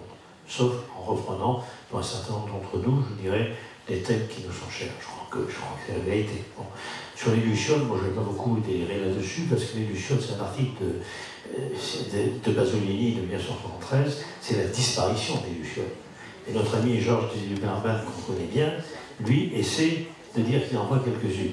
Mais enfin, je n'en suis pas quand même convaincu. Donc je pense que ce que dit Pasolini, c'est le technofascisme a produit une révolution qui est anthropologique autant qu'écologique et qui aboutit à la disparition d'un certain nombre d'espèces essentielles, même si elles ne sont pas forcément rentables, comme les lucioles. Donc je ne vais pas parler des lucioles. Par contre, ce que je peux vous dire, moi je ne sais pas ce qu'il faut, j'en sais rien. Je sais simplement que l'organisation du travail, bon, Vincent en a parlé, mais l'organisation du travail est telle qu'effectivement, tout est mis en place pour qu'il y ait une file d'attente qui soit alignée sur la vitesse, l'efficacité, les résultats à court terme, et que donc par conséquent, tout est mis en place pour qu'on n'ait pas le temps de se parler, d'échanger, de définir nos propres critères de valeur et de les imposer. Donc il y a une destruction. Je suis tout à fait d'accord avec vous. Je n'ai peut-être pas entendu le pessimisme qu'il y a aussi dans tout ce que je peux dire. C'est-à-dire que ça me paraît important de lancer ces signaux. Encore faut-il qu'ils soient reçus et que nous puissions ensemble en faire quelque chose. Vous voyez, c'est ça qui me paraît important. Alors après, le dernier point, c'est il faut du temps. Je crois que c'est essentiel. Il faut du temps. Il faut qu'on puisse imposer que justement ces nouvelles technologies ne sont pas simplement aliénantes. Elles peuvent être émancipatrices dès lors qu'elles peuvent réduire du temps pour nous donner du temps pour parler. Et non pas, bien sûr, pour accroître le profit, etc. Donc, il faut que nous puissions obtenir du temps pour parler, pour définir entre nous, parce qu'il y a, au niveau des désespoirs, aussi, Monique l'a évoqué, l'extrême solitude de l'individualisme de masse. Et qui fait que les actes de fraternité, donc moi j'ai eu un débat avec les Gilets jaunes au tout début, aussi dans une télé régionale, ce qui était très fort, c'était en gros, on n'a pas envie de retourner chez nous, on n'a pas envie de retourner au travail, parce que ce qui nous manquait, la chaleur, la fraternité, la dignité, l'écoute, on l'avait sur les ronds-points. Et donc je crois que ça veut bien dire aussi qu'il y a émergence d'un certain nombre d'actions qui ne sont pas forcément des actions à résultat immédiat et qui sont des actions essentielles du côté de la fraternité. Juste deux phrases rapides là. Il y a déjà très longtemps, avec mon ami Yves Clos, qui est un spécialiste, comme vous savez, du travail, on avait fait un bouquin qui s'appelle « Éloge du détournement ». Rien à voir avec Epstein ou avec Weinstein, n'est-ce pas? L'éloge du détournement, c'était sur la catacrèse. C'était sur la possibilité qu'avait, bon, je vais vous parler de la catacrèse, je vais en parler pour une heure, mais en gros, c'est la possibilité de détourner à un moment donné les conditions de travail aliénantes pour en faire des vecteurs d'émancipation. Mais sur des micro-déplacements. Je pense que déjà, lorsque, si vous voulez, les enseignants refusent de faire passer des évaluations en CP, CE1, ou bien s'arrangent pour les saborder à leur manière et autres, c'est une catacrèse. Enfin bon, bref, c'est un détournement qui fait que ça bloque la machine de la même manière que lorsque Claude rapportait les cheminots qui étaient sous le contrôle permanent et qui arrivaient à bloquer à un moment donné l'appareil de captation et de contrôle avec un simple crayon, et du coup, ils ne pouvaient pas être surveillés, contrôlés, etc. Donc, il y a un certain nombre d'actions qui ne sont pas le grand soir, qui ne sont pas des actions d'une violence extrême, mais qui permettent finalement de rendre humain un milieu qui ne l'est pas, parce qu'il est entièrement instrumentalisé. Et dernier point, si vous voulez, ça fait longtemps qu'on dit on ne peut plus continuer comme ça. et je suis désolé, je vais donc aller du côté du concept et pas du côté de l'action, il y a une très belle analyse de Benjamin, justement, sur la religion du capitalisme et sur cette phrase « on ne peut plus continuer comme ça ». Où Benjamin dit, et ça c'est l'illusion de toutes les générations, de penser qu'ils sont dans une crise et que donc ils vont finir par se donner les moyens de sortir de la crise. Il dit, mais c'est pas ça, parce que nous sommes dans une religion, non pas de contrôle même de l'humain, nous sommes dans une religion de destruction.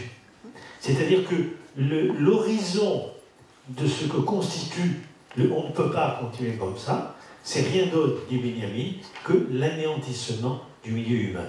Pourra subsister éventuellement les machines auxquelles nous serons identifiés. Deux questions ici. Alors. Oui, merci pour la qualité de vos interventions. Je me présente Philippe Labbé, je suis sociologue. J'ai été 10 ans éducateur spécialisé. Auparavant, j'étais immatriculé DAS, disait-on, maintenant on dit ESE.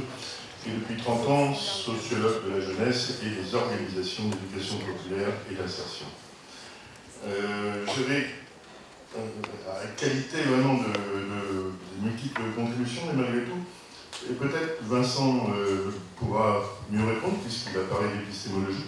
Il me semble qu'il y a une ambiguïté, je ne dirais pas confusion, dans l'usage d'un certain nombre de termes, et en particulier, quand vous mettez comme synonyme efficacité et performance, pour moi, les deux sont des antonymes, au contraire, et pour preuve, quand on parle d'efficacité, on dit l'union fait la force alors que la performance c'est divisé pour mieux régner. Mon prochain ouvrage d'ailleurs va s'appeler efficacité versus performance. Deuxième chose, confusion également entre rationalité et rationalisme. La rationalité me semble, bon, la base de la rationalité en France en tout cas c'est bien, me semble-t-il, Descartes. Sur les 4 préceptes du discours de la méthode, il y en a 3 qui me semblent tout à fait valides, celui du doute, cartésien, je vais tenir pour acquis ce que l'on n'a pas vérifié, celui de l'évaluation, qui est d'opérer autant de vérifications qu'il y a eu d'opérations, le principe de progressivité. Partir du petit pour aller vers le grand, du connu vers l'inconnu. Le quatrième, Morin l'a largement dénoncé, c'est d'écrire tout en autant de parties que possible. Bon, mais malgré tout, 3 préceptes sur 4, c'est bien. Et confondre ça avec le rationalisme qui affecte effectivement les métiers du social, ça devient un raisonnement où A sur B donnerait C, alors que A sur B dans le social donne C', et pas un travailleur social n'est capable de dire si je dis ceci à un jeune ou à un usager, il se comportera de cette façon-là. Ce qui pose d'ailleurs la question de cette obligation de l'évaluation de l'obligation de résultat qui est une imbécilité. Et troisième point, la confusion, me semble-t-il, entre l'utilité et l'utilitarisme. Les faits, vous savez, sont têtus. De 35 ans de travail auprès des travailleurs sociaux et des intervenants sociaux, j'étais hier à Bourg-en-Velin, je serai mardi à Cergy. Je questionne les travailleurs sociaux sur qu'est-ce qui est important pour eux. Tous me répondent être utiles socialement. Donc l'utilité ne me semble pas être à jeter avec le bébé, du bain du bébé. Et par contre, l'utilitarisme, c'est-à-dire que tout soit construit de telle façon à répondre à l'utilitarisme d'une idéologie, là je suis d'accord, mais il faut le distinguer. Vous avez une question? Une autre question? Oui, bonjour, je me présente, je suis Valérie Chénard, je suis psychologue du travail, je fais partie des cadavres puisque j'ai subi un burn-out avec de grosses difficultés, et puis quand je suis sortie de là, j'ai voulu comprendre ce qui se passait.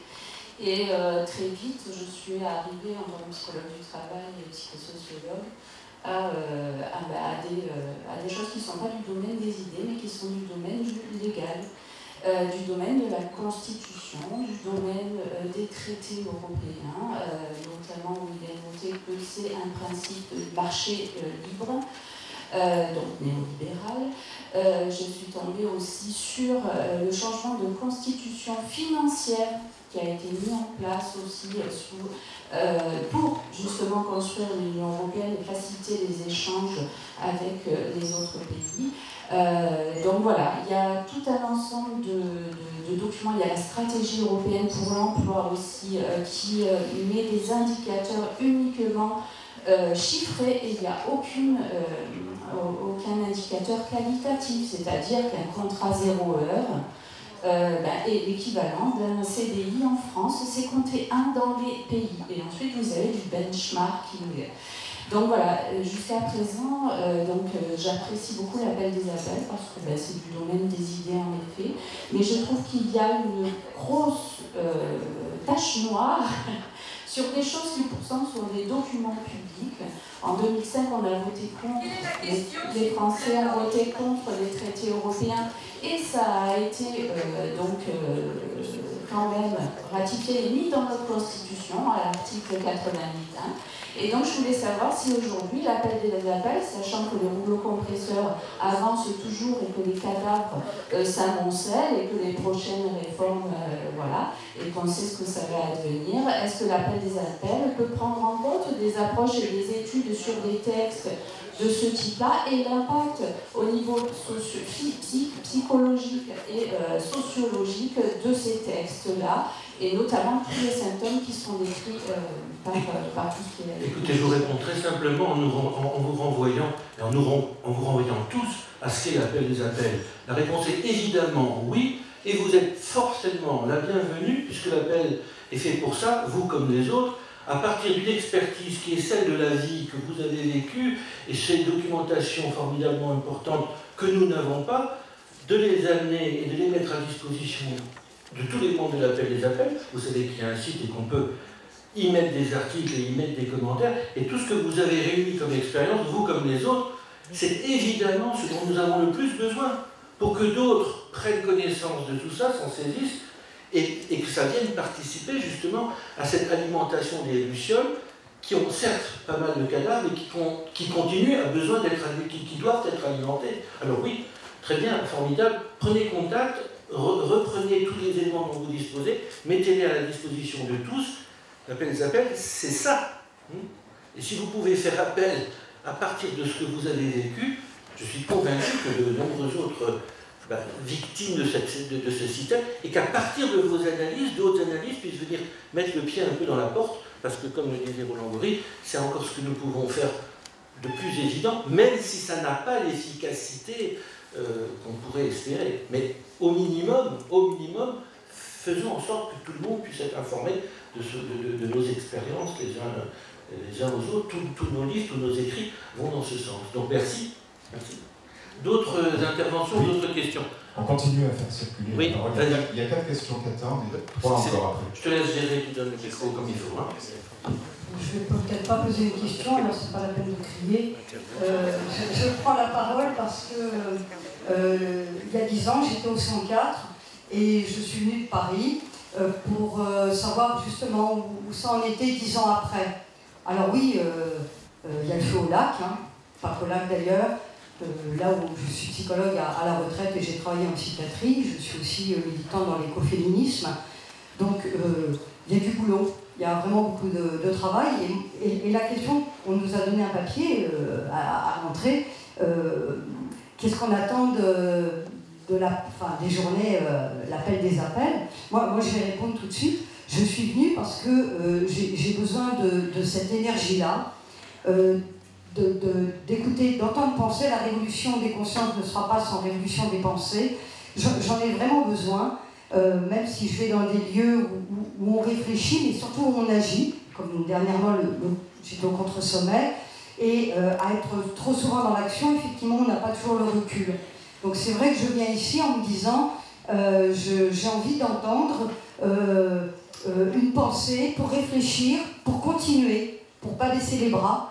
Parce qu'effectivement, on pourrait vraiment baisser les bras et se dire on va tous dans le mur, on y va peut-être certainement, mais ça ne fait rien. On peut penser qu'on peut faire quelque chose. Je ne suis pas sociologue, mais Bourdieu disait un jour il n'y aura plus que des poches de résistance. Donc on est peut-être là, dans ces poches de résistance. Et moi en tout cas, il y a un combat que j'ai mené avec d'autres évidemment, et peut-être ici parmi vous, et qui a été quand même une belle réussite, comme quoi un autre monde est possible, c'est Notre-Dame-des-Landes. Et ce qui s'y passe encore maintenant, c'est important. Il y a une nuit debout, il y a eu effectivement tout ce qui peut se passer. Nous, les Parisiens, on a le triangle de Gonesse, on a Europa City, on a aussi l'aéroport, enfin je veux dire, des combats en France et sur la planète, il y en a, il y en a, il y en a, il y en a. Mais moi j'ai envie de tenir ce discours et que je crois aussi à la force des jeunes. On a une jeune Suédoise là, quand même qui nous dit des choses. Moi j'ai envie de croire à des nouvelles générations, en tant que féministe, aux nouvelles filles, aux nouvelles jeunes. Et que peut-être que l'humanité est peut-être vraiment en danger, la planète aussi, mais quand même, je pense qu'il y a des forces vives et qu'il faut absolument les encourager, les éclairer, j'en sais rien, transmettre ce qu'on sait, apprendre d'eux, et puis rester dans cette solidarité et dans cette force qui fait que l'humain ensemble, eh bien, on peut gagner des batailles et peut-être la guerre. Pas mieux, comme on disait au chiffre de lettres autrefois, pas mieux. Et quelqu'un d'autre? Oui. Pierre Padel, je suis syndicaliste, retraité, c'est toujours syndicaliste. Simplement, moi ce qui me semblait important et qui était dit, c'est la question de l'isolement. Comment sortir de l'isolement et cet isolement, à quoi il est dû?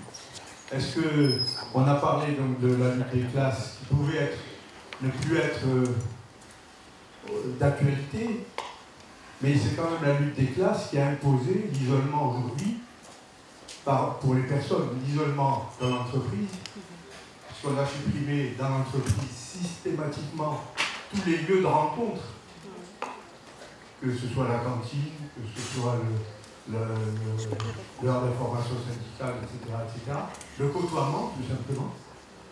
L'isolement également des personnes, des chômeurs, isolement des personnes âgées.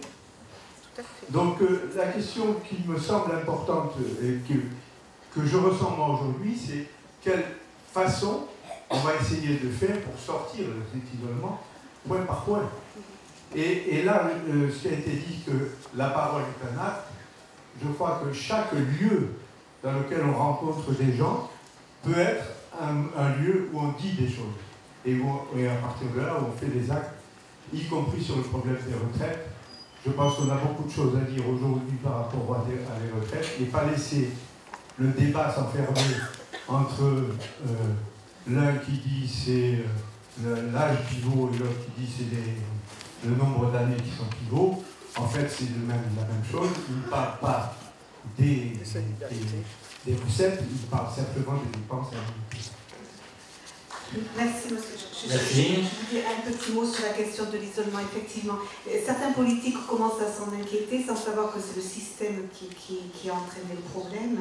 Agnès Buzyn a créé la journée des solitudes le 23 janvier 2018. Et en Angleterre, il a été créé aussi un ministère sur le traitement de la solitude. Voilà. On est pris effectivement dans une idéologie destructrice. Et avec ce que disait la dame, j'ai associé les idéologies, finalement elles ne durent pas. Les travaux de Jacques Ellul qui a écrit Le bluff technologique sont intéressants peut-être à aller voir. Les idéologies elles finissent par se casser la gueule du fait des propres chaos contradictoires qu'elles ont créés à leur intérieur. On est peut-être à ce moment de tension limite. Voilà. Mais il faudrait proposer effectivement un modèle alternatif. Bien. Merci Monique. On a encore le temps pour une question. Alors, c'est pas une question. Alors, oui. Et je suis désolé, mais Serge Klopp, jardinier qui a mal tourné. Moi, je lis depuis 1976. J'étais à l'époque tout jeune jardinier, après j'ai mal tourné, je suis allé en psychiatrie. Mais depuis 1976, je n'arrête pas de subir des échecs. Ça recule constamment. Mais en même temps, j'ai le sentiment que ce que j'ai fait pendant tout ce temps-là, ça n'a pas servi à rien. Je pense que ça permet de préserver l'essentiel. Et pour moi, l'essentiel, c'est justement la capacité de pouvoir encore résister. Et aujourd'hui, des jeunes camarades, des jeunes psychos, par le cabinet des bras, ou l'autre jour, les camarades qui m'ont aussi la situation patient quand on était à la gorge, me disaient, mais ça, je ne comprends pas comment tu arrives à être aussi optimiste avec tout ce que tu as fait, tout ce que tu subis, tout ce qu'on subit, et pourtant, chaque fois qu'on te voit, tu es toujours robuste. Je pense que ça, c'est quelque chose de fondamental. C'est quelque chose qu'on n'a pas pu me prendre, que j'ai préservé et que je n'ai pas perdu. Et lorsque je vois justement la situation dans laquelle on est, parce que je pense que c'est vraiment le cœur des enjeux actuels. Effectivement, comme le disait Hugo Gelac tout à l'heure, on n'est plus, même si je prends encore à la lutte des classes, en tout cas elle ne se pose plus de la même manière qu'au XIXe siècle. Et je pense qu'aujourd'hui, l'enjeu essentiel de notre société, c'est la question de la réification de l'humain.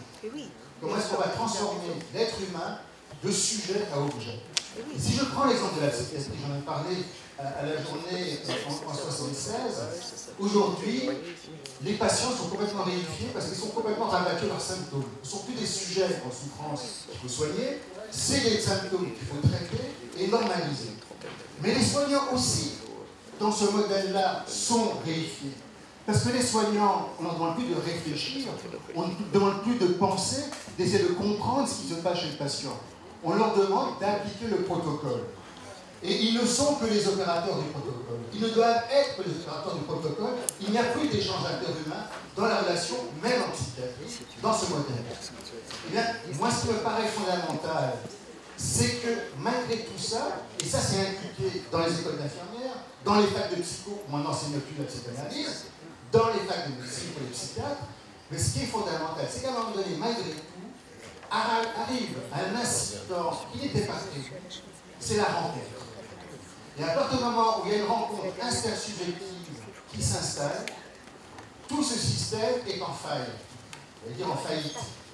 Mais toute la question, c'est comment, justement, et ça me paraît quelque chose de fondamental quand on parle de transmission, et pas de transmission de maître à élève, mais de permettre à l'autre de comprendre ce qui lui arrive, c'est que justement, ce phénomène isolé ne reste pas isolé, et que, notamment le soignant, mais aussi le patient, puisse en faire quelque chose, pour mettre en question le système. Je peux vous arrêter, parce que sinon, je vous remercie. Ça ne passe que par la mise en réseau, c'est-à-dire qu'on ne peut pas faire ça tout seul. C'est très exactement ce à quoi nous tentons de vous associer, ceux qui ne sont pas encore, de telle manière que tout notre travail puisse être alimenté par toutes ces expériences, comme je l'ai déjà dit. On m'a dit qu'il y a encore une dernière question, c'est la toute dernière. Juste avant, je voudrais vous signaler qu'il y a une boîte de soutien qui est à l'entrée pour soutenir le travail du théâtre Tosquet. On vous a expliqué tout à l'heure pourquoi c'est indispensable de lui venir en aide.